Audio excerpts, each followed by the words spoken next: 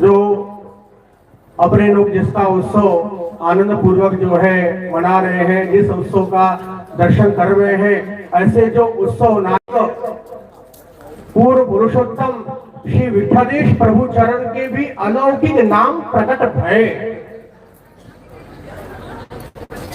वह नाम किस प्रकार से प्रकट भये और वह नामों का स्वरूप कैसा है, तो जितने भी वह नाम है वह साधारण नहीं है, वह रत्न ही रत्न है। उसको जो है साधारण नाम की तरफ जो है सोचेगा ये तो व्यर्थ ही रहेगा, ऐसा तो वह सोचना ही नहीं है। जिसका उल्लेख जो प्राप्त होगा, जिस पुस्तक का विवेचन होगा, उसमें पहले ही जो है वह रत्न की संज्ञा जो है प्राप्त कर दिया गया है।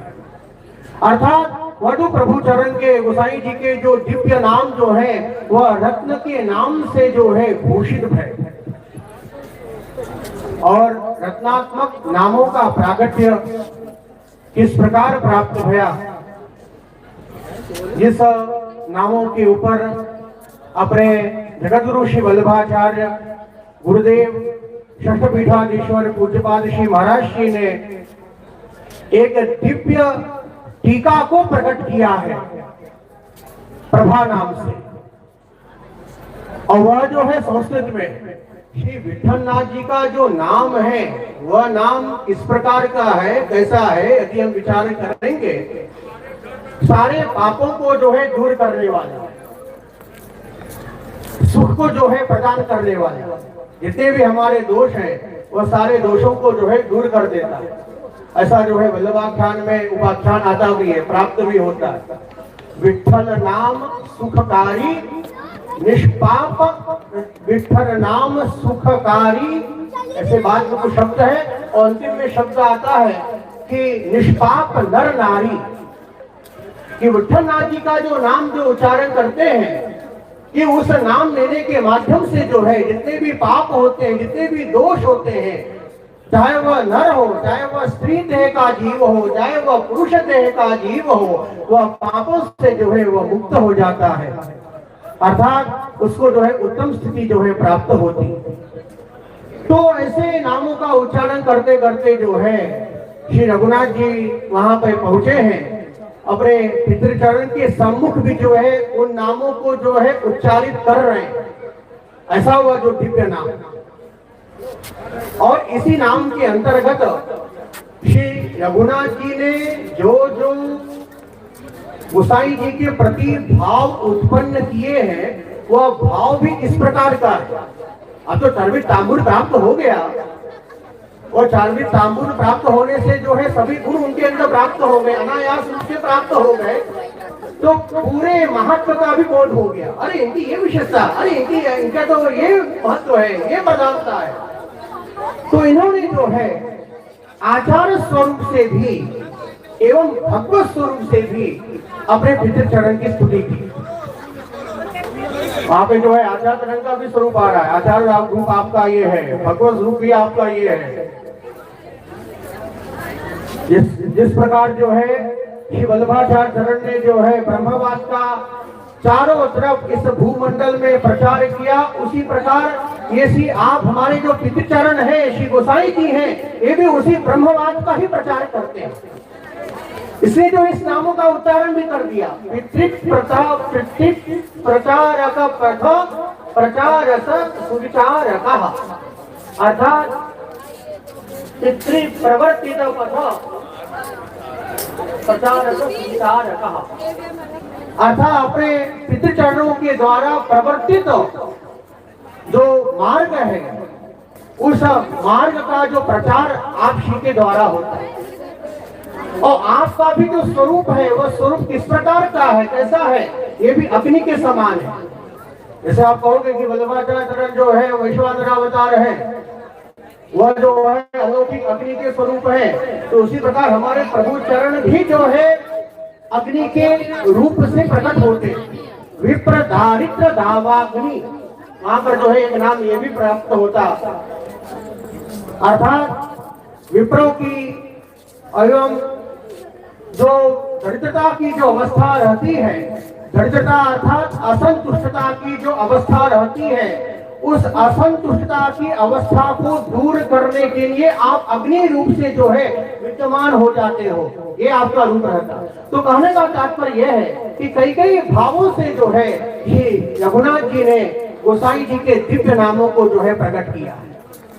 तो उसी नाम पर, जो कि नाम संस्कृत भाषा में प्राप्त भया, संस्कृत में ही जो है लिखा गया, और उसी नामों पर जो है हमारे कुछ आचार्य विंदों में पूज्यपाद श्री महाराज जी ने जो है संस्कृत भाषा में ही जो है उन नामों का विस्तृत अर्थ प्रकट करने के माध्यम से जो है एक टीका को जो है वहां पर उपस्थित किया। टीका का दर्शन जो है आप लोगों को आज से प्रारंभ हो जाएगा, सुलभ हो जाएगा, वह ग्रंथ को प्राप्त करेंगे।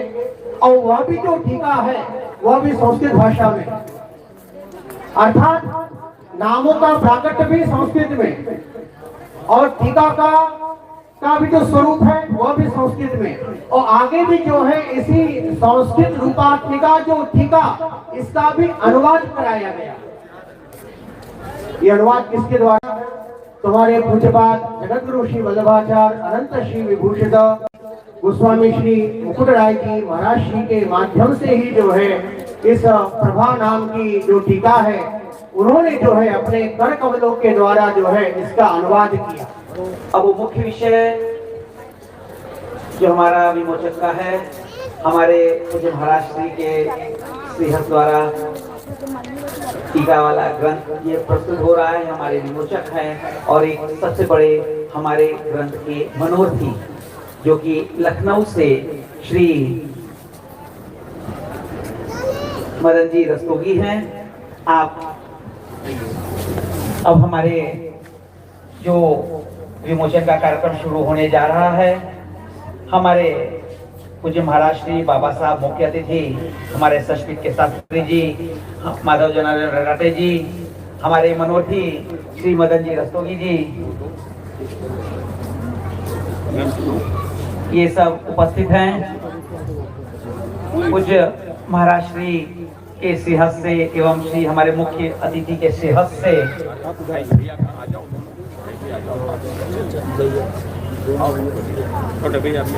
छोटे भैया पप्पू भैया सब ये पूरा परिवार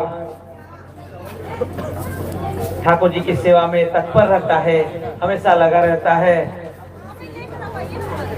इनके श्रीहस्त से पूज्य महाराज श्री को एवं आप लोग कर्तव्यधारी से बोलो श्री गोसाई जी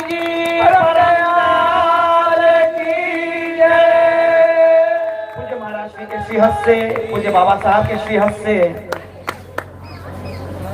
ये विमोचन का क्रम आपके सम्मुख प्रस्तुत है। आप लोग कर्तव्यधारी से बोलो श्री गोसाई जी परम दयाल की जय,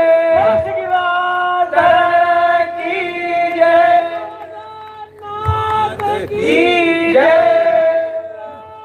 प्यारे की जय, गोपाल लाल प्यारे की जय। आप लोग कर्तव्यधारी से इसमें सम्मिलित होइए। ये राम सुंदर श्री अम्बे महारानी की जय।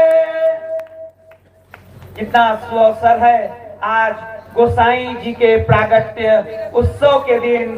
गोसाई जी के जो नाम रत्न है उनका श्री पूज्य महाराज श्री के श्रीहस्त से टीका जो ग्रंथ रचित है वो लोकार्पण विमोचन आज हम यहाँ पे देख पा रहे हैं। ये हम लोग का सौभाग्य है। बोलो श्री गिरिराज की जय, जगत गुरु श्री वल्लभाधीश की जय, गोसाई जी परम दयाल की जय, श्याम सुंदर श्री अम्बे महारानी की जय, बोल गिरिराज की जय। अब जैसा कि आपसे की आज्ञा से आप लोग तीनों भाई, जैसा कि परिचय बताया, आप लखनऊ से हैं और हमेशा जितने भी कार्यक्रम हुए हैं आप चाहे वो पंचायत हो, श्री वल्लभाधीश की जय, श्री गोसाई जी परम दयाल की जय। श्री गोसाई जी परम दयाल की जय। मदन भैया, संजीव रस्तोगी जी, हेमंत रस्तोगी जी, छोटे भैया, हम लोग पप्पू भैया, छोटे भैया स्वयं अपने को धन्य समझता हूँ कि इस पावन भूमि पर आने का सौभाग्य प्राप्त हुआ। यहाँ आने पर इसका महत्व पता चला कि भूमि कितनी पवित्र थी। वामन भगवान का प्रथम चरण जो है इसी स्थान पर पड़ा था, ये ज्ञात हुआ यहाँ आकर के। और विठल जी महाराज का जो आपके वंशज है, पूर्व वंशज हैं, उनके जो है सो यहाँ पर उनका आविर्भाव हुआ। तो इसमें आने का इस लगभग उत्तरार्ध समय में जो है अवसर मिला, तो अपने को मैं धन्य समझता हूँ। और महाराज श्री ने जो ग्रंथ, महाराज श्री शुरू से ही शास्त्र प्रेमी है, विद्युत प्रेमी है, धर्म प्रेमी है, ये हम लोग को अवगत है। उसी तरह जो युवराज है वो भी शास्त्र में पारंगत है। पूरा भागवत जो है महाराज श्री को भी, युवराज जी को भी कंठस्थ होता है। ये दुर्लभ चीज है। श्रीमद् भागवत कंठस्थ है, श्रीमद् भगवत गीता कंठस्थ है, अपने सिद्धांत में परिनिष्ठित है, वैष्णव परंपरा में परिनिष्ठित है।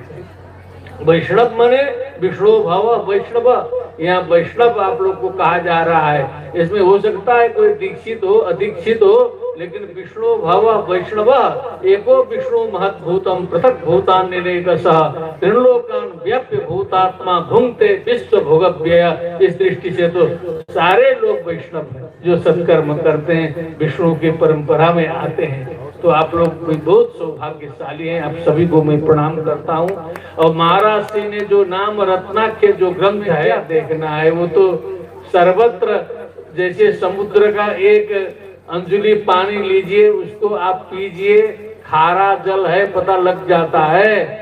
जब प्रथम पेज अंतिम पेज देख लिया, पूरा भगवान ही भगवान है, विठल ही विठल है, कृष्ण ही कृष्ण है, नारायण ही नारायण है, तो उसमें क्या देखना है? वो तो अनंत नाम है भगवान के। ऐसा ये ग्रंथ रत्न रहा। उसका महात्म्य अंतिम में विठल नाथ जी ने लिखा है कि जो इस ग्रंथ का अनुसरण करता है, पाठ करता है, इसका जप करता है, वो मुच्यते सर्व पाठकार, वो अपने अभिष्ट को प्राप्त करता है, उसका अंतस्करण निर्मल होता है, ये लिखा है। इसका फल इसमें अंतिम में दिया है। अब दो शब्द यहाँ पर एक बात आई कि महाराज जी ने संस्कृत के श्लोकात्मक नाम रत्न ग्रंथ का अनुवाद संस्कृत में ही किया। हिंदी में भी आ सकता है भविष्य में, कोई बात नहीं है, लेकिन इसका एक रहस्य है, मैं आप लोग को बताना चाहता हूँ। क्योंकि मेरा जो अनुभव है, हमने जो 30-40 वर्ष अध्यापन किया विश्वविद्यालय में, मैं देखा तो वहाँ ये हमने पाया, हमारे संस्कृत विश्वविद्यालय में 1 लाख पांडुलिपियां हैं आज भी।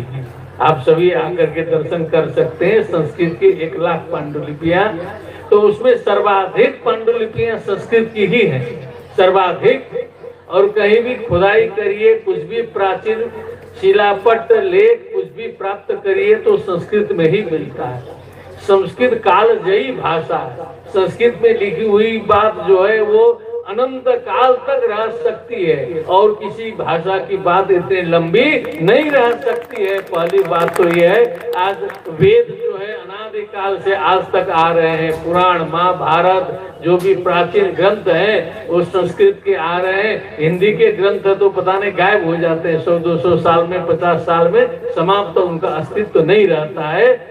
ये बात एक मिनट की है। दूसरी बात, यदि भारत वर्ष में किसी को बात समझानी है, धर्म प्रचार करना है और यहाँ के माध्यम से विश्व में बात पहुंचानी है, तो वो बात संस्कृत में होनी चाहिए। इसका अनुभव केवल सनातन धर्मियों को नहीं, बौद्धों को भी हो गया था। प्रथम शताब्दी आते आते बौद्धों ने भी यह अनुभव किया कि पाली भाषा से इस देश में धर्म नहीं फैलाया जा सकता। इसलिए अश्वघोष आदि कवियों ने संस्कृत भाषा का अनुसरण किया प्रथम शताब्दी में। उसके बाद सैकड़ों संस्कृत में ग्रंथ लिखे गए। आज बौद्ध दर्शन अजर अमर हो गया संस्कृत के ग्रंथों के कारण। ताली बजानी पड़ेगी इसमें, तो बहुत गंभीर बात है। इसी तरह इसके बाद जैनियों को समझ में आया, जैन धर्म के लोगों को, अरे ये लोग तो संस्कृत में लिख के अजर अमर हो रहे हैं, हम लोग प्राकृत में चल रहे हैं। जैनों की भाषा प्राकृत होती है और बौद्धों की विशेष करके पाली है। तो जैनियों ने भी संस्कृत शुरू किया। अब आप देखिएगा जैनियों के इतने अच्छे अच्छे ग्रंथ संस्कृत में हैं, जिसके चलते वो काल जयी होकर के दिग दिगंत में व्याप्त हो रहे हैं। ये संस्कृत का महत्व है। तीसरी बात, धीरे धीरे धीरे जो आधुनिक धर्म है, जो जिसे हम लोग क्रिश्चियन कहते हैं, इनके दिमाग में भी गया कि ये क्या मामला है संस्कृत। ये संस्कृत के बिना तो भारत में कुछ काम ही नहीं हो रहा है। संस्कृत में लिखो तो ये कुरान संस्कृत में, ये जो बाइबिल है न्यू टेस्टामेंट ओल्ड टेस्टामेंट, उसका संस्कृत में अनुवाद हुआ है। हमारे पास उसकी कॉपी है संपूर्णानंद संस्कृत विश्वविद्यालय में, संस्कृत में उसका भी अनुवाद कराया। और इधर जो हमारे इस्लाम धर्म के भाई हैं, दारा शिकोह आदि का संस्कृत प्रेम हम लोग सुने ही है, अब्दुल रहीम खान खाना का सुने हैं, गुलाम दस्तगीर तो राजकुमारी महोदया यहाँ पर विद्यमान है, ये विश्व संस्कृत प्रतिष्ठानम की अध्यक्षा हैं, इन्हीं के महामंत्री थे और मुसलमान थे, पूरे वेद के और संस्कृत के विद्वान थे। तो इनको भी लगा कि ये संस्कृत अपनानी पड़ेगी। तो संस्कृतम पुराणम एक ग्रंथ है, वो अपने पास है संपूर्णानंद में। कुरान जो है संस्कृत में श्लोकबद्ध है, वो अजर अमर हो गया है, चारों ओर लोग पढ़ रहे हैं। आप भी पढ़ेंगे तो अच्छा लगेगा भाषा के कारण। तो इस प्रकार ये संस्कृत भाषा कालजयी है। और इसका कनेक्शन एक हमको ओम प्रकाश जी वैज्ञानिक हैं, राजकुमारी जी जानती हैं, आदरणीय राजकुमारी जी, डॉक्टर ओम प्रकाश जी दिल्ली के एक वैज्ञानिक हैं जो नासा में भी काम कर चुके हैं। नासा ने ये सिद्ध किया कि जो ओमकार की ध्वनि है, जो ओजोन परत को पार करके जो है ब्रह्मांड तक पहुंचते ओमकार की ध्वनि, और किसी ध्वनि के पास इतना सामर्थ्य नहीं है जो यहाँ से जो इस अंतरिक्ष को भेदन करके वहां तक जाए। इसीलिए वहां पर नासा में वेद मंत्रों का उच्चारण किया जा रहा है काम करने से पहले। ये हमारी वैदिक परंपरा है, ये हमारी सनातन परंपरा है, इसको हमें समझना हो। भगवत नाम का तो ये महत्व है, जो पूर्ण पुरुषोत्तम ब्रह्म है, उसके नाम, उसके रूप, उसकी लीला ये नित्य है और स्वयं मोक्ष स्वरूप है। उसको लेने से मोक्ष नहीं होता है, वो स्वयं मोक्ष स्वरूप है, चाहे प्रभु की लीला ही क्यों न हो। इसलिए आता है ब्रह्म सूत्र में, लीला लोकवस्तु लीला कैवल्यम, लीलैव कैवल्यम। उस लीला से मोक्ष नहीं है, लीलैव कैवल्यम है, तो स्वयं मोक्ष स्वरूप ही है। इसी तरह आपका स्वरूप भगवत स्वरूप के दर्शन हो जाते हैं, उसके दर्शन मात्र से सब अनिष्ट हमारे दूर हो जाते हैं। ऐसे कितने प्रसंग आते हैं श्री गोसाई जी की वार्ता में, उठा के देखो, केवल दूर से दर्शन हो गए उतने में वो धन्य हो गया, क्योंकि पुरुषोत्तम ब्रह्म है। चाहे उनके नाम हो, चाहे उनके नाम कैसे भी लो, चाहे उनके स्वरूप का दर्शन हो, चाहे उनकी लीला का अवदान हो, वो सब मोक्ष रूप है। और इस ग्रंथ में जो अष्टोत्तर शतनाम श्री प्रभुचरण के जो रघुनाथ जी ने प्रकट किए, उसके ऊपर श्री रघुनाथ जी के घर के एक बहुत प्रतापी बालक हुए श्री देवकी नंदनाचार्य जी महाराज, उनकी इसमें सूक्ष्म टीका है, परंतु वो टीका बहुत सूक्ष्म रूप से है। इसलिए हमारे चरण ने अत्यंत परिश्रम करके, और इस ग्रंथ का संयोग भी ऐसा है, यह ग्रंथ का प्रारंभ भी कब हुआ, जब श्री गोसाई जी की 5वीं शताब्दी का समय था। और वो स्थान भी ये चरण 8 ही है। इस चरण 8 में ही इस ग्रंथ का प्रारंभिक कार्य प्रारंभ हुआ है। जब यहाँ पर जीर्णोद्धार का कार्य चल रहा था उस समय यहाँ आप रास्ते से विराजना पड़ता था, मंदिर का कार्य चल रहा था, उस समय वो नामरत्ना के ग्रंथ का जब अवलोकन हुआ तो उसके ऊपर प्रारंभिक टीका का कार्य वहां पर प्रारंभ हुआ। वो स्थान भी यही है और श्री गोसाई जी की कृपा से वो हुआ है। मानो श्री गोसाई जी ने आपको प्रेरणा दी हो कि हमारे नामों को आप प्रकाशित करें, ये विशेष कृपा है। तो ऐसे ही रह जाते हैं। सर्वोत्तम जी पे तो बहुत टीकाएं हैं, सर्वोत्तम जी पे तो 6-7 टीकाएं हैं। श्री गोकुलनाथ जी की है, राय चरण की है, पुरुषोत्तम जी की भी है, द्वारकेश जी की है, और टीकाएं हैं। परंतु नामरत्ना की ग्रंथ भी अपने में एक गुप्त था और उसके ऊपर टीका भी कोई विशद नहीं थी। तब वो कार्य कृपा से काका जी ने परिश्रम करके उसको प्रारंभ किया और संस्कृत टीका, जैसा कि बहुत सुंदर महत्व बताया हमारे विशेष अतिथि ने कि संस्कृत का क्या महत्व है। इसलिए आपने, क्योंकि वो भाषा तो संस्कृत ही है, इसलिए इसका प्रसंग भी यही है कि आपने संस्कृत में कहा कि मंजूषा मानय, परंतु वो नहीं समझ पाए क्योंकि आप छोटे थे। उस समय से ये रीत हुई। पहले हमारे सेवा के समय भी संस्कृत भाषा ही चलती थी, उसके अलावा हम बोल नहीं सकते थे। जब हम सेवा में होते थे तो संस्कृत भाषा ही बोलनी पड़ती थी हमें, एक प्राचीन नियम है। परंतु इस प्रसंग को पढ़ने के बाद श्री गोसाई जी ने आज्ञा की अब आगे से संस्कृत बोलो, परंतु कोई कंपल्सरी नहीं है, आवश्यक नहीं है। ब्रज भाषा का प्रयोग भी हम कर सकते हैं, परंतु हिंदी या और कोई नहीं, केवल ब्रज भाषा अथवा संस्कृत, यही नियम है। आज का समय तो बहुत बदल चुका है, परंतु अभी भी नियम यही है, या तो संस्कृत बोलो या ब्रज भाषा बोलो।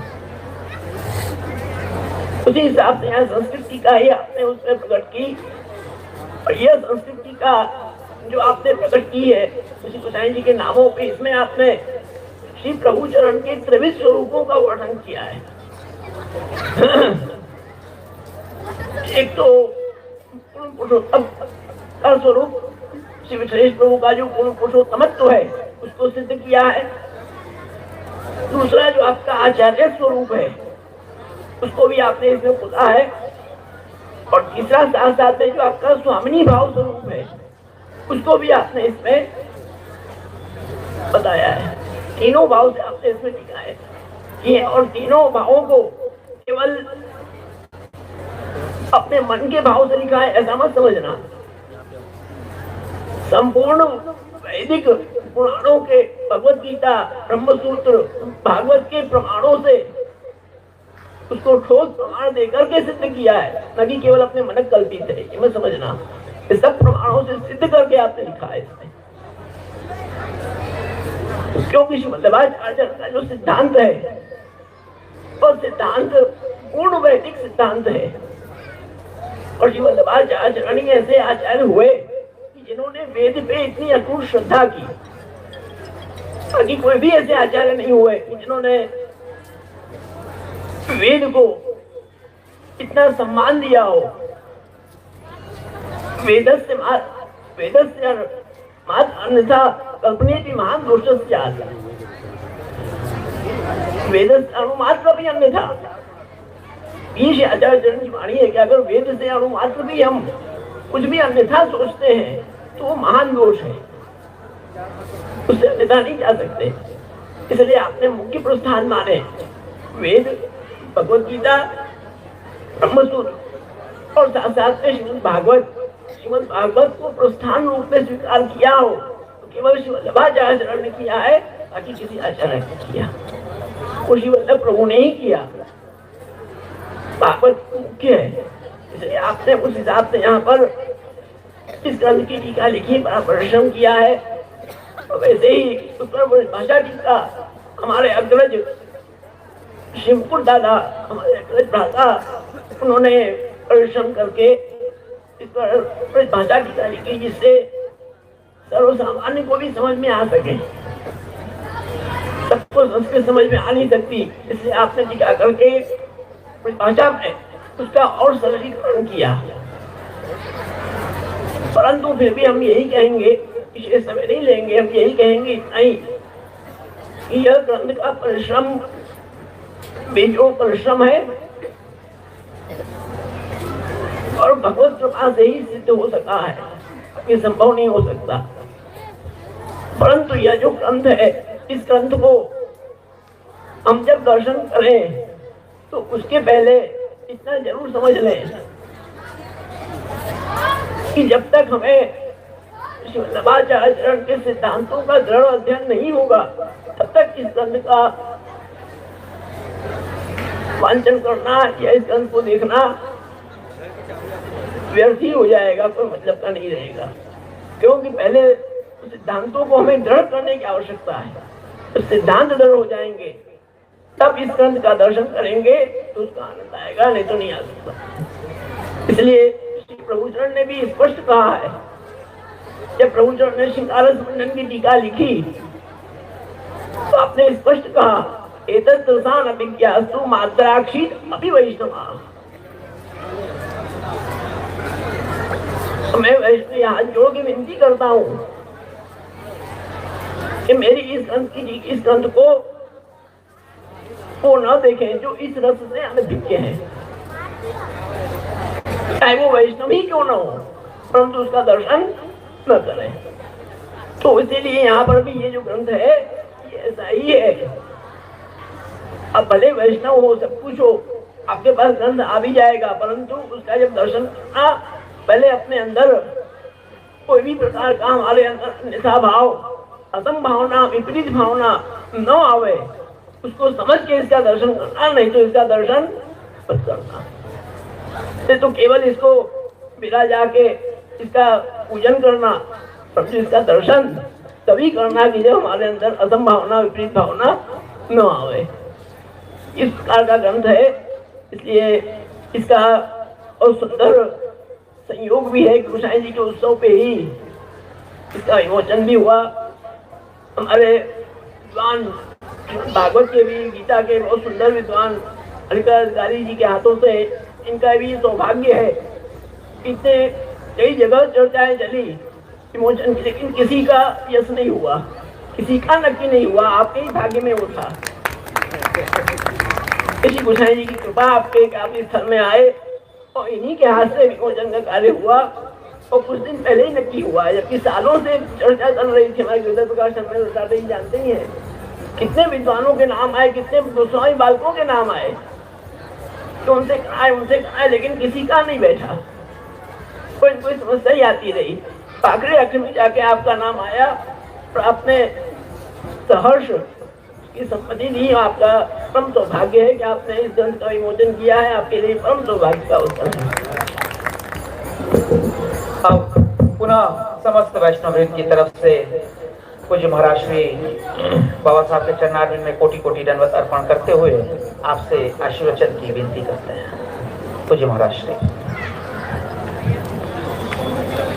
संचिंते भगवतश्चरणारविन्दं वज्राङ्कुशध्वजसरोरुलाञ्छनाढ्यम् उत्तुङ्गरक्तविलसन्नखचक्रवाल ज्योत्स्नाभिरात महद्धदयान्धकारम् यच्छौचनिस्रतसरित्रवरोदकेन तीर्थेन मूर्ध्नधिकृतेन शिवः शिवोः ध्यातुर्मनश्शमलशैलनिशिष्टवज्रम् ध्यायेत् चिरं भगवतश्चरणारविन्दं वन्दे नन्दव्रजां पादरेणुमभीक्षसः यासां हरिभूतगीतं पुनाति भुवनत्रयं श्रीमदाचार्यचरणं शरणं सर्वदेहिनाम् अशेषदोषदहनं मस्तके राजतां मम न मन्त्रेण तन्त्रेण च ज्ञानसिद्धिर्न वैकुण्ठबुद्धिस्तु वैकुण्ठलोके गतिर्विठ्ठलेशे रतिर्विठ्ठलेशे मतिर्विठ्ठलेशे सदा वैभवमास्तु।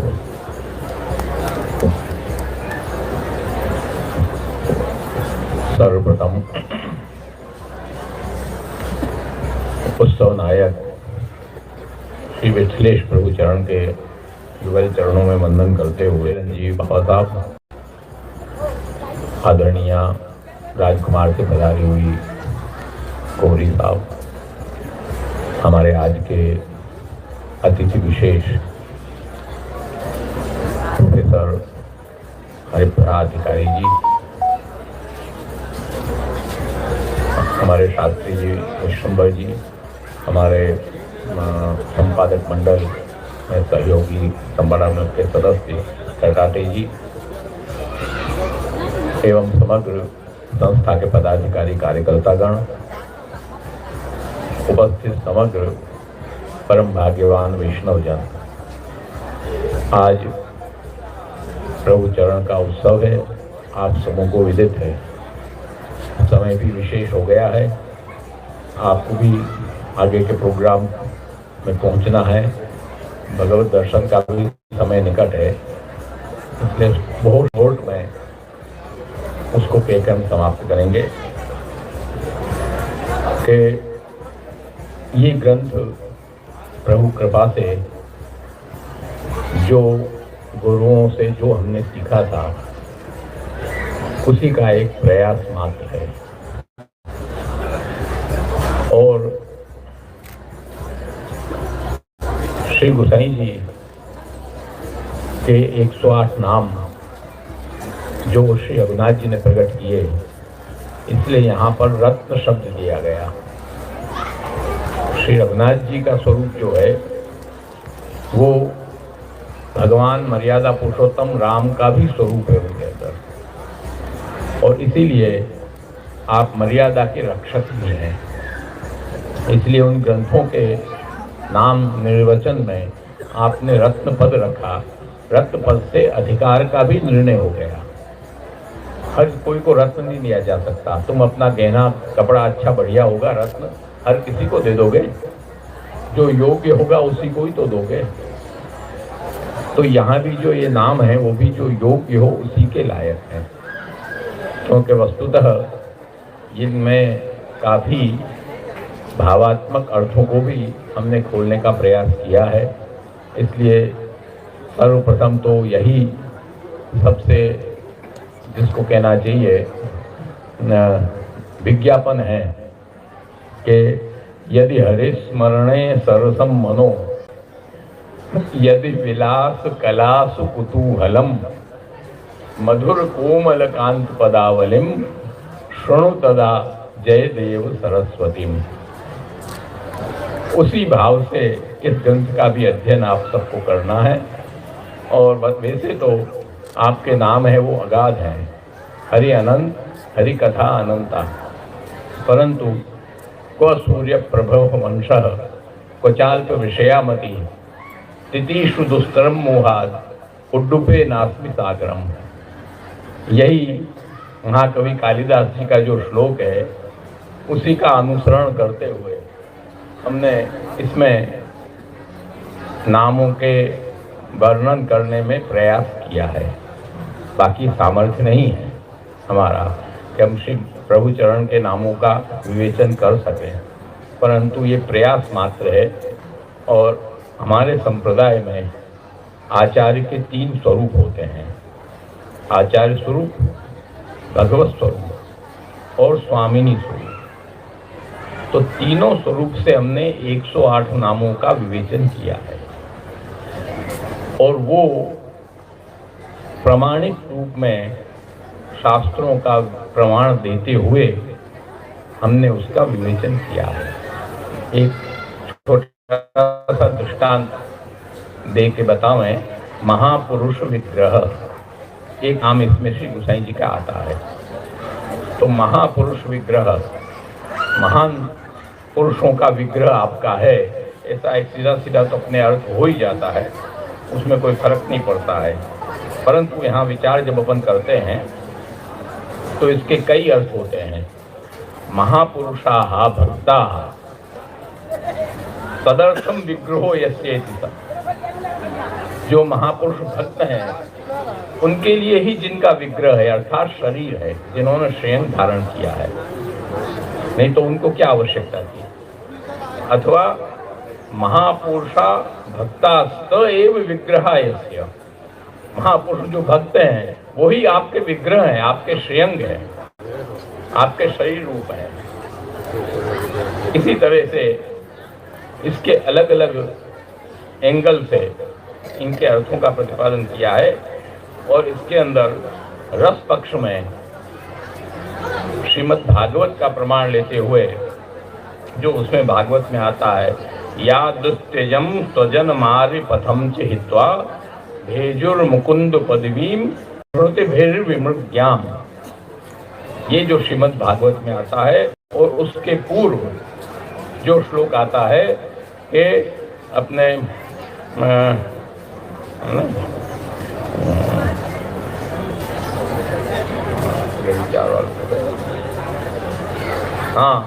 क्वेमा स्त्रियो वनचरी व्यभिचार दुष्टा कृष्णे क्वचैष परमात्मनि रूढ़ भावा। ये जो श्लोक उसके पहले आता है, तो यहाँ हमने इस श्लोक से अनुवृत्ति लेते हुए और इस श्लोक पर जो आचार्यों की टीकाएं हैं उनकी अनुवृत्ति लेते हुए और इस श्लोक पर उन्हीं की टीका के साथ श्री प्रभुचरण की जो विशेष टीका है आपकी ही विठलनाथ जी की, वो भी हमने लिया है कि रूढ़ भाव क्व इति, रूढ़ सहजो लोक वेदादि अजनितः इत्यर्थः, अथवा साक्षात् श्रेयः तस् किं तनोति इति अन्येषाम् इति योजना।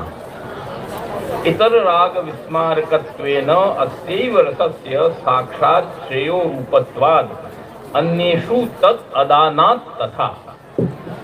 ये श्री प्रभुचरण ने इस श्लोक का विवरण किया है। इसी को लेते हुए, रूढ़ भाव को लेते हुए, और उसके बाद रूप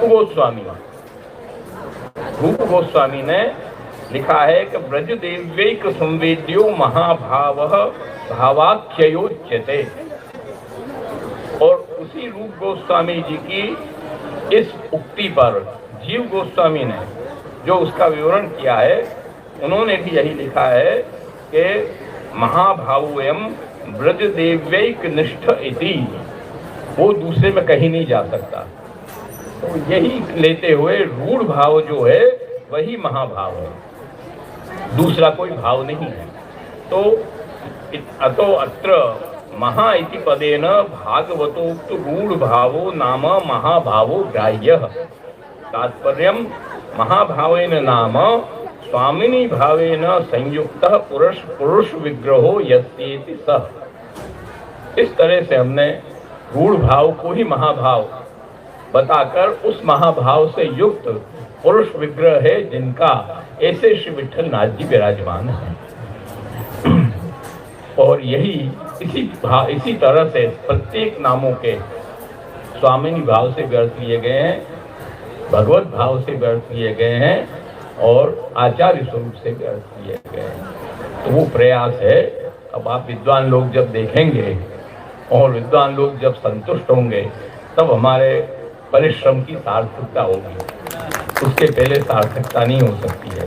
बाकी तो ऐसा है कि यथामति ये हमने ग्रंथ किया है, इसलिए हमने लास्ट में ये भी दिया है कि ग्रंथेस्मिन् सन्तु ये दोषा ते ममई वेत्ति संशयम परम ये गुणा सन्ति गुरूणाम न मामका। तो जो भी इसमें गुण है वो हमारे गुरुओं की कृपा है, जो इसमें दोष हैं वो हमारे हैं, ऐसा मान के इस ग्रंथ का अध्ययन करना। ये ग्रंथ प्रभु कृपा से जो लिखा गया, इस पर जो हमारे विद्वानों ने अपनी सम्मति प्रदान की है, उन विद्वानों में भी यार बालकों में तिलकायश्री सम्मति है नाथ द्वारा। उसके बाद द्वारकेश्वराय जी महाराज कामन सूरत, उनकी सम्मति है। वो श्री हरिराय जी महाराज जो हमारे अग्रज भ्राता हैं, महाकवि हैं और हमारे गुरु भी हैं वेदांत न्याय के, उनकी सम्मति है। और हमारे बड़े भाई ब्रजरथ लाल जी महाराज नाडियाद, उनकी भी सम्मति है। वल्लभ लाल जी भिक्की बाबा कामबन पंचम पीठ, उनकी भी सम्मति है। और गोकुल पंकज बाबू, उनकी भी सम्मति है। और हमारे राजेंद्र दास जी मलूक पीठ वाले, वो भी बहुत भक्त हृदय हैं, उनकी भी सम्मति है इसमें। और उसके बाद अपने मथुरा के जो बड़े ठोस प्राचीन विद्वान हैं, ऐसे हमारे कृष्णचंद्र चतुर्वेद, ये बड़े अच्छे विद्वान हैं। इनके लिए कहा जाता है, इनको उपाधि मिली हुई है ग्रंथक ग्रंथि विमोचन वैदुष्य विभवाना। ऐसे जो मथुरा के कृष्णचंद्र मणि त्रिपाठी जी चतुर्वेद हैं, उनकी भी सम्मति इसमें प्राप्त हुई है। उसके बाद हमारे विंध्येश्वरी प्रसाद BHU विनय, उनकी भी सम्मति इसमें प्राप्त हुई है। और हमारे कृष्णदत्त जी शास्त्री बम्बई, जो श्रीमद् भागवत के अच्छे ज्ञाता हैं, उनकी भी सम्मति प्राप्त हुई है। और उसके बाद हमारे राम लखन पांडे जी प्रोफेसर लखनऊ, उनकी भी सम्मति इसमें प्राप्त हुई है। और हमारे चुनार महाविद्यालय संस्कृत विद्यालय के पूर्व प्राचार्य डॉक्टर ब्रह्मानंद शुक्ल, व्याकरणाचार्य वेदांताचार्य, उनकी भी सम्मति प्राप्त हुई है। इस तरह से और धीरेन्द्र चतुर्वेद मथुरा के युवा विद्वान हैं, बहुत अच्छे विद्वान हैं, उनकी भी सम्मति प्राप्त हुई है। तो इन सबों का भी खूब आज स्मरण और धन्यवाद करते हैं। तो उन्होंने इस ग्रंथ पर अपनी सम्मति प्रदान किया।